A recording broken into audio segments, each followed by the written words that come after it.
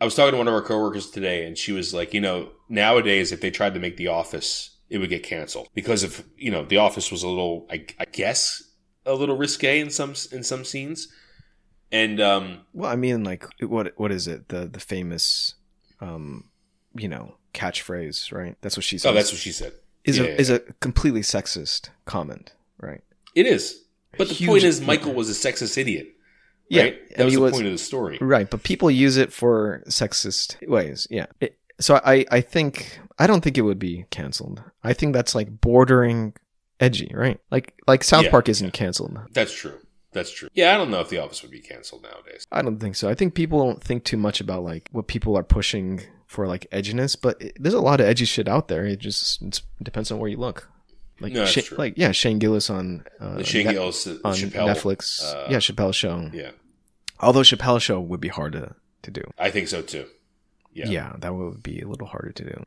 That's sad though, man. I think. Yeah, no, I agree. It's it becomes self-censoring, right? You don't even try because you don't think it'll work or it won't get accepted. Yeah. And so it's like this self-censoring kind of spiral of like, let's try less and less to push the envelope. Whereas it should have been this thing where it's like censorship should be fighting this battle of the arts. Like, that should be the battle, right?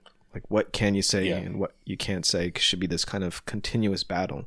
But if it's a self-censoring thing, then the arts are going to lose. Yeah, which is sad. It's like the artists are what's disappointing themselves. It's not the censorship. Yeah. Fucking try, man. No, you're right. Go for it. Well, go for what? No, as in like for you artists out there and writers and actors and directors, fucking go for it, man. Don't. No, you're right, man. People don't want to risk. I feel like people don't want to risk anything nowadays, and everything wants to go for the safe. I think television's still kind of safe because you have a lot of shows that are pushing boundaries. But I feel like movies are so formulaic. I feel like. You think so? I think. What has come out that's been like mind-boggling? I think you're just in fucking like this brain rot of like other people saying that, because that's a huge trope of like, oh, it's fucking like movie is dead, but fucking Dune is great. Oppenheimer was a biopic about someone who actually existed, which I don't think is. There's no Matrixes coming out. I mean, Everything Everywhere All at Once. I mean, there's so many great. I'm sorry, that movie was terrible. I don't know how you like. Fuck you, dude. Fuck you. That's a great. It was so bad, Nick. That was a great movie.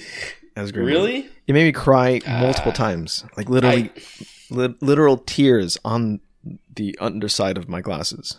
I didn't get it, man. I'm sorry, I missed that one. I didn't get it. I couldn't. I think you were watching with people talking too much. That's true, but I also feel like my girlfriend watched it separately and she also didn't like it. So it's like it's not just me, but I know I can see how there's a huge like to dislike ratio. But damn, that made me cry. Okay, but I will give you that one. That was a very strange one for sure, or like offbeat.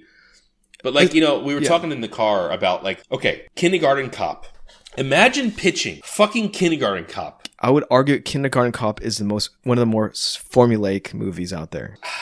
Okay, it is tropey, but the fact that this fucking guy is a cop undercover and it's Arnold Schwarzenegger playing a kindergarten teacher. Yeah, it's crazy, dude. Twins, Arnold and fucking Danny DeVito. Like you don't have these movies coming out anymore, man. These don't exist. Okay, so cocaine is a hell of a drug. Fine, you can call it cocaine, but like 80s and 90s were just full of cocaine. Dude. Yeah. No, like the 70s had great film.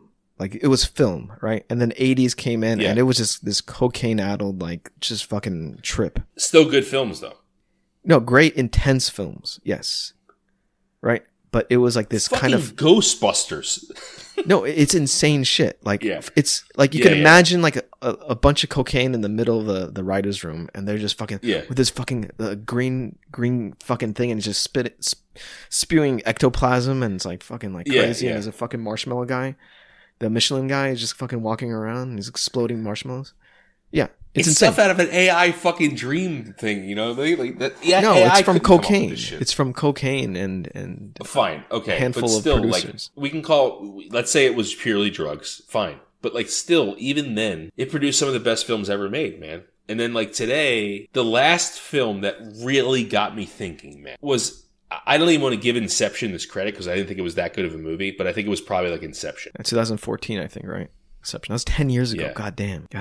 I can't think of anything past that. That was a major film. That was kind of like, The Matrix was way better than Inception. That's why I was trying to say. Like, I hate to give it to Inception, but I feel like... Yeah. I think you have to think of it in like some Poisson distribution, that great art is hard to come by. Sure. Absolutely. Right? Like, yeah. What was mind-blowing in the 2000s? I mean, The Matrix, right? That was 99, right? Yeah. It's hard to come by. Like those kind of movies are just rare, right? The things that take you, that capture you. It's just rare. It's not an issue of like, oh, like the movie industry is dead or whatever, right? No, I didn't say it's dead. I just say that they're looking for safe money-making bets. That's all. Yeah, I think it's just going towards more like big blockbuster films versus like smaller indie, right? And I think the indie films are doing great. Like A24 films are great in general. Some of them are good. Yeah, I mean, Hereditary was excellent. The only reason I didn't want to say that was one who really got me was because it's a horror film, so they're limited in what they can do as far as like, you know, really grasping other possibilities you never thought about. Right, because it's horror, so it's like like works Midsommar was good, I guess. Yeah, we're talking about like works of art that just kind of grip you, right? Yeah, it's fucking hard. Total Recall, dude. That gripped you? It's funny. It's fun, but it's not. It's just such a crazy fucking movie, man. No, that's the most ridiculous movie. Yeah, that shit. The scene where he's fighting Richter on the fucking elevator, right? Yeah, and his arm. And Richter goes over the edge, and he's holding by his fucking arms, right? And the thing comes down and cuts his arms off. And he's holding both of his arms, and he goes, "See you at the party, Richter." And he fucking just throws like that shit, man, is dead. You'll never have that ever happen again, right? That is dead. That'll never. Yeah, and that was its cheesy goodness, right? Like 80s dads are kind of like that. You know what I'm saying? Like that's a kind of 80s mindset. It was just kind of this very cheesy era. Yeah. I don't know. I would love to see movies like that again. You know. You mean for the sake of silliness? Not just that, but just trying things that you think would suck. Ghostbusters, like I know a lot of these things came from books or mangas or comic books or whatever, right? But Ghostbusters, you think about that movie and like, and trying to pitch like, you know, it's four middle-aged guys. They're scientists. Some of them are like, but you know, they start like this business and they like find ghosts and they put them in these contraptions and then like, Sigourney Weaver and Rick Moranis get they hook up, get like demons inside them and they bang and like there's a guy who walks like a marshmallow man and then someone's like, let's do it, you know what I mean? Like that is that's what I'm missing. And it's a blockbuster film and like they put a lot of money into it. Oh my god, cartoons, toys, High C. Remember the ectoplasm that High C drinks? Ecto coolers. I think what's missing is that kind of PG-13 movie, right? It's meant for the teenager, right? Yeah. Because there's nothing in between. It's either like fucking like these, you know, like kind of too kiddie like Pixar films where I think it's hard for adults to latch onto, and then like just this adult themed things like Oppenheimer and Dune and whatnot, right? Yeah. It just becomes this huge middle area that we're missing, targeting the teens.